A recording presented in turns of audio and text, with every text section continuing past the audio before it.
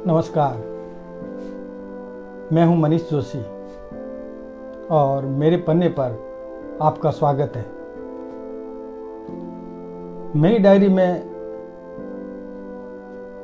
मैं आपको एक बात बताता हूं। ये बात है ऋषिकेश की। मैं ऋषिकेश जाता रहता हूं, 2 साल में एक बार या 3 साल में एक बार। बचपन में अपने पापा के साथ जाता था, अब मैं अपना परिवार लेके जाता हूं। ऋषिकेश में एक मंदिर है, नीलकंठ महादेव। पहाड़ों के बीच में है और एक ऊंची पहाड़ी पर है, 3 तरफ से घाटियों से घिरा हुआ है। तो जब हम छोटे थे तो परिवार वाले हमें वहाँ अकेले जाने नहीं दिया जा करते थे, क्योंकि उस टाइम वहाँ पैदल जाना पड़ता था। जो समय आगे बढ़ा, साधन हो गए, तो लोग निजी साधनों से और बस से वहाँ जाने लगे। कोई 15-20 साल पहले की बात है। हम ऋषिकेश गए हुए थे, तो मेरे और मेरे भाई ने नीलकंठ महादेव पैदल जाने का निश्चय किया। हम सुबह जल्दी उठ के नीलकंठ महादेव की तरफ निकल गए, गीता भवन के पीछे और लक्ष्मण झूले के पास से रास्ता जाता है नीलकंठ महादेव। नीलकंठ महादेव का रास्ता जंगल से घिरा हुआ है, वन विभाग का क्षेत्र है। तो रास्ते में जगह जगह चेतावनी लिखी हुई आती है कि अंदर घने जंगल में ना जाएं, जंगली जानवर आपको नुकसान पहुंचा सकते हैं।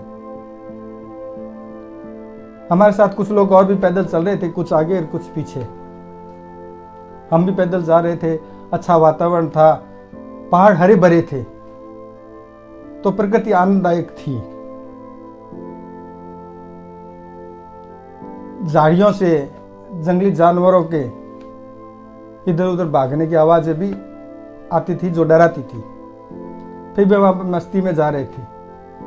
वहां रास्ते में कुछ संत महात्माओं के आश्रम भी है, ज्यादा तो नहीं है, 1-2 है। तो वहां वो निशान भी लगे हुए थे कि फला बाबा का आश्रम या संत का आश्रम इस तरफ है। एक संत बाबा का आश्रम का बार बार लिखा हुआ आ रहा था। तो मैंने भाई से कहा कि हम इस आश्रम में एक बार चल के आते हैं, क्योंकि मुझे हमेशा से ही पहाड़ों पर रहने वाले संतों और महात्माओं से मिलने का शौक है। भाई ने कहा देर हो जाएगी और अंदर जंगल में भी जाना पड़ेगा, मना किया। लेकिन मैंने जिद किया तो हम दोनों अंदर चले गए।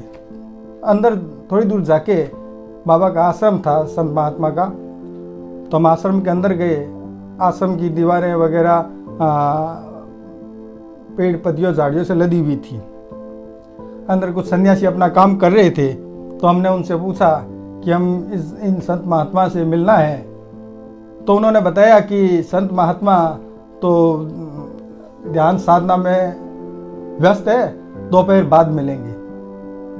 मैंने कहा हमें देर हो रही है, हम दूर से आए हैं, नीलकंठ महादेव मंदिर जा रहे हैं, तो उनसे मिलना चाहते हैं।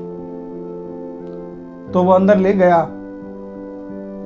अंदर एक महात्मा बैठे थे, अपना आसन सही कर रहे थे। उन्होंने उनको बताया कि ये महात्मा जी से मिलना चाहते हैं। उन्होंने मेरे पास अपने पास हम लोगों को बिठाया और बताया कि संत महात्मा जी तो दोपहर बाद मिलेंगे। तो मैंने उनसे कहा हम इतनी दूर आ गए हैं, तो आप ही हमें कोई ज्ञान की बात बता दीजिए कि हमारा इतनी दूर आना सफल हो जाएगा। तो संत महात्मा ने ओम का नाद किया और हमें बताया कि तुम जिस रास्ते पर चल रहे हो उसी रास्ते पर चलते रहो। आपने जहां शुरुआत की थी तब तय किया था कि इस रास्ते से जाएंगे, तो उसी रास्ते पर चलते रहो। बीच में रास्ते में इधर उधर मत भटको।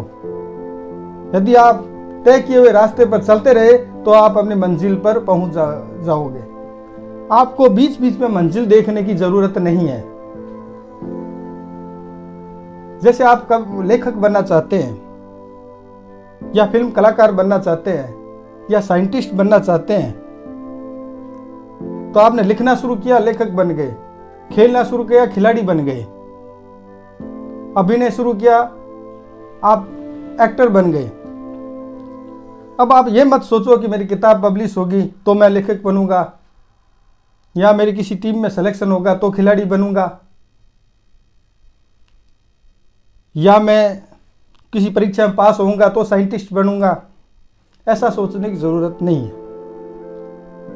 ऐसा सोचोगे तो आपको मंजिल मिलने में परेशानी रहेगी, आपकी सफलता संदिग्ध रहेगी। लेकिन आपने काम शुरू कर दिया और ईमानदारी से काम किया है तो सफलता अपने आप मिल जाएगी। सफलता आपके लिए बोनस होगी। तो कहने का मतलब है, आपने जो काम शुरू किया वो काम ईमानदारी से करते रहें तो सफलता अपने आप मिल जाएगी। मंजिल को देखने की जरूरत नहीं है। काम शुरू करने से पहले आप देख ले कौन से रास्ते पर चलना है, उसी रास्ते पर चलते रहे। महात्मा जी ने इतनी बात बताई और हमें आशीर्वाद दिया, हम वहां से निकल लिए। वास्तव में देखा जाए तो महात्मा जी की बात बिल्कुल सही है। आपको जो काम करना है वो काम शुरू कर दीजिए, आप उस काम में सफल है। अब आप आगे क्या मिला क्या नहीं मिला ये देखने की जरूरत नहीं है, और ईमानदारी से काम करोगे तो आपको सब कुछ मिल जाएगा। आज के लिए बस इतना ही। धन्यवाद।